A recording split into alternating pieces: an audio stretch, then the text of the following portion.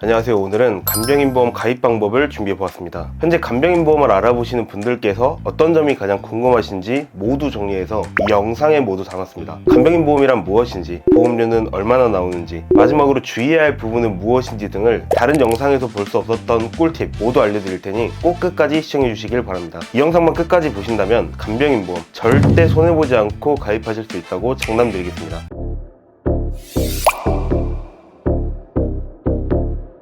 간병인보험은 간병인을 보장해주는 보험 상품입니다. 이 간병인보험은 크게 간병인 지원일당, 간병인 사용일당으로 나뉘어지는데요. 먼저 간병인 지원일당은 보험사에서 직접 간병인을 보내주는 보험입니다. 아무래도 보험사가 직접 간병인을 보내주기 때문에 인건비에 대한 걱정을 하지 않아도 되고 내가 직접 간병인을 알아보지 않아도 되니까 편리하다는 장점이 있습니다. 다만 현재는 보험료가 15년마다 바뀔 수 있는 갱신형으로만 가입하실 수 있다는 단점이 있습니다. 그 다음 간병인 사용일당입니다. 앞서 지원일당은 사람을 보내주는 방식이었다면 이 사용일당은 간병인이 필요할 때 간병인을 직접 고용해서 사용하고 돈으로 지급받는 방식입니다. 간병인 업체나 간병인 중개 어플을 통해 간병인을 직접 알아봐야 한다는 단점이 있지만 보험료가 바뀌지 않는 비갱신형으로 가입할 수 있는 장점이 있습니다. 이렇게 간병인 보험의 두 가지 상품을 알아보았는데요. 이번에는 간병인 보험의 가격이 얼마나 나오는지 실제 설계안을 통해 확인해 보겠습니다. 먼저 사람으로 보장하는 간병인 지원일당인데요. 가장 추천드리는 보험사의 보험료를 확인해 보니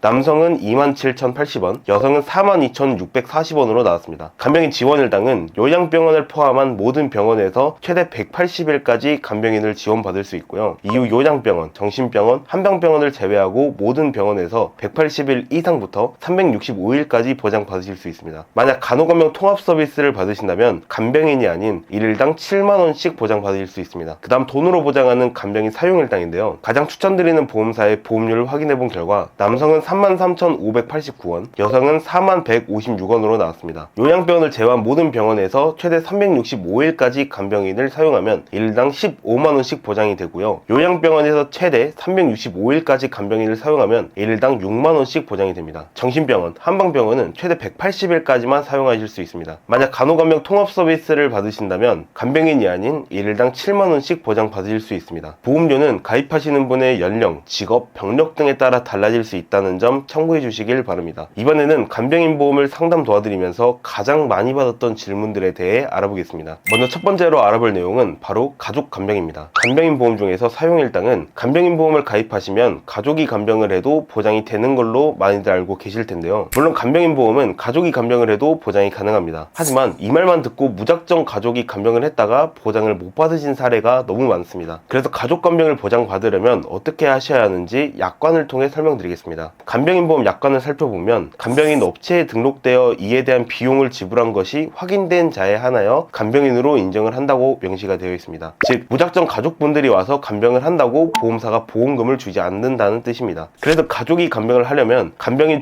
중개업체에 간병을 하실 가족분을 먼저 등록하셔야 보장이 가능한데요. 이렇게 말씀드리면 보험사가 보험금을 안 주려고 꼼수를 부리는 게 아니냐고 생각하실 수 있겠습니다. 하지만 업체에 등록하는 방법은 그리 어렵지 않고 간병인에 관한 자격증도 없어도 되니까 걱정하지 않으셔도 됩니다. 그리고 2025년 1월 이후에 간병인 보험을 가입하신 분들은 가족 간병이 안 된다는 정보로 설계사들의 절판 마케팅이 있었지만 이건 사실이 아닙니다. 2025년 1월 이후부터 간병인의 정의가 더 명확해진 것일 뿐이지 가족 간병은 여전히 가능합니다. 다만 가족 간병은 모든 보험사가 되는 것은 아닙니다. 간혹 가족이 간병을 하면 보장이 안 된다고 약관에 적어놓은 보험사도 있기 때문에 무작정 저렴한 보험사로 가입을 하시는 것보단 정확하게 비교하시고 가입을 해주시면 되겠습니다. 두 번째로 알아볼 내용은 직접적인 치료입니다. 간혹 간병인보험 약관에 직접적인 치료 문구가 없는 보험사로만 설계를 요청해 주시는 분들이 계신데요. 간병인보험은 각 보험사 약관마다 직접적인 치료라는 문구가 없는 보험사도 있고 문구가 있는 보험사도 있습니다. 그렇다면 과연 간병인보험을 가입하실 때 이 직접적인 치료라는 문구가 없는 보험사로만 가입을 해야 할까요? 결론부터 말씀드리자면 직접적인 치료는 간병인보험과 상관이 없습니다. 2018년 9월에 보험사에서 판매하는 암 입원 일당에도 이와 같이 직접적인 치료라는 문구가 있어 보험금을 지급하지 않았던 사례가 있었는데요. 그래서 일부 설계사분들은 이 사례를 근거로 간병인 보험도 직접적인 치료 문구가 없는 보험사로 가입을 유도하고 있습니다. 금융감독원은 암 입원 일당의 암 직접적인 치료가 무엇인지 구체적으로 명시하라고 하였고 암의 직접적인 치료 기준을 위와 같이 정리했습니다. 수술, 항암 치료 등은 직접적인 치료 치료라고 인정이 되었지만 면역력 강화 치료, 암 치료로 발생한 후유증 등 합병증 치료는 직접적인 치료라고 인정이 되지 않았습니다. 하지만 당연히 암 입원일당은 암을 목적으로 입원을 해야 하는 것이 타당하기 때문에 후유증, 합병증 등은 보장이 안 되는 것이 맞습니다. 하지만 간병인 보험은 위와 같이 약관상에서 제외하는 일부 질병을 제외하고 모든 질병이 포함되어 있습니다. 후유증, 합병증 등도 당연히 질병 코드가 존재하기 때문에 포함이 됩니다. 즉 간병인 보험에서 직접적인 치료가 아닌 후유증, 합병증 등이 보장되지 않는다는 건 사실이 아니라는 뜻이 되는 거죠. 그리고 수십 년 전부터 판매되었던 질병 입원일당도 직접적인 치료라는 문구가 있습니다. 그런데 일반 병원, 요양병원에 입원하고 청구를 했을 때 직접적인 치료가 아니라고 보장이 안 되었던 사례나 뉴스 기사를 보신 적이 있으신가요? 지금까지 이런 사례는 없었습니다. 제가 직접적인 치료 문구가 없는 회사와 있는 회사의 보험료를 확인하기 위해 동일한 조건에서 설계를 진행해 본 결과 직접적인 치료 문구가 없는 보험사는 월 48,524원으로 나왔으며 직접적인 치료 문구가 있는 보험사는 36,680원으로 나왔습니다. 월 보험료는 약 12,000원 정도의 차이가 나고 납입기간 20년을 계산해보면 약 288만원의 차이가 발생합니다. 그래서 간혹 본인의 수당을 위해서 직접적인 치료 문구를 언급하면서 비싼 보험사로 판매하려는 설계사 분도 많이 계십니다. 따라서 간병인 보험을 가입하실 때는 직접적인 치료 문구는 신경 쓰지 마시고 보험료와 보장을 객관적으로 비교해서 가입하는 똑똑한 소비자가 되셨으면 좋겠습니다. 이번에는 간병인 보험을 할인받는 방법에 대해 설명드리겠습니다. 이걸 이해하기 위해선 간병인 보험의 고지 의무를 알고 계셔야 하는데요. 이 고지 의무는 내가 과거에 아팠던 적이 있는지 보험사에 알려야 하는 의무를 말합니다. 간병인 보험 대부분 355 고지 의무로 많이 가입을 하시는데요. 이 355 고지 의무는 먼저 3개월 이내 질병 확진단, 질병 의심 소견, 입원 필요 소견, 수술 필요 소견, 추가 검사 또는 재검사 필요 소견을 받은 적이 있는지, 그리고 5년 이내에 입원 수술을 받으신 적이 있는지, 마지막은 5년 이내에 암, 협심증, 심근경색, 심장판막증, 간경화, 뇌졸중의 진단 또는 치료를 받으신 적이 있는지 물어봅니다. 그런데 만약 10년 이내에도 입원, 수술을 받지 않으신 분들은 할인을 해주는 제도가 최근에 생겼습니다. 그래서 평소에 입원, 수술을 받지 않으셨던 분들은 더욱 저렴하게 가입이 가능합니다. 마지막으로 간병인 보험을 가입하는 과정에서 반드시 주의해야 할 부분을 설명드리겠습니다. 먼저 간병인 지원일당인데요. 간병인 지원일당은 간병인이 필요할 때 48시간 이전에 미리 보험사에 신청을 해야만 보장이 가능합니다. 이 부분을 미리 알고 있어야겠죠. 그 다음 간병인 사용일당은 간병인을 사용하면 1일당 15만원씩 나오게 가입을 했는데 실제로 지출한 비용이 7만원 이하라면 50%인 7만 5천원만 지급이 되고요. 7만원 이상을 지출해야만 100%인 15만원 한도까지 지급을 받을 수가 있습니다. 대부분 간병인을 사용하면 7만원 이상을 지출을 하시겠지만 가족분께서 간병을 하시거나 하루가 아닌 반나절만 사용하시는 분들은 이 부분을 주의해 주셔야겠죠. 오늘은 간병인 보험 가입 방법을 알려드렸습니다. 이 영상에서 알려드린 것만 알고 계셔도 간병인 보험으로 손해볼 일은 절대 없으실 겁니다. 만약 저희 보드린 전문가팀의 도움을 통해 객관적이고 합리적인 간병인 보험 가입을 원하시는 분들은 언제든지 위에 번호나 댓글에 있는 링크로 문의 주시면 객관적인 비교를 통해 정직한 안내를 도와드리겠습니다. 오늘 내용이 도움되셨다면 구독과 좋아요 부탁드리고요. 다음에도 더 유익한 정보로 찾아뵙겠습니다. 시청해주셔서 감사합니다.